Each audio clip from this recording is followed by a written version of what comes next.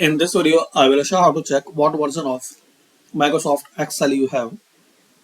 So simple and basic way guys, just click on Start and open Excel.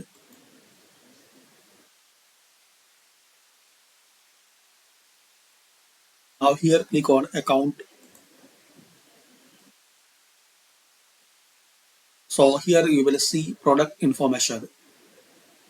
In my case, it's Office, Home and Student version.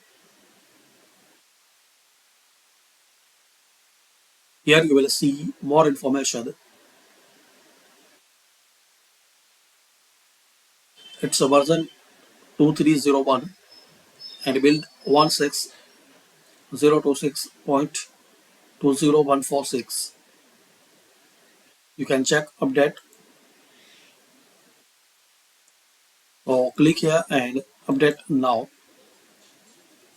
So as we can see, you will see information. You are up to date. The latest version of Office is installed on your computer.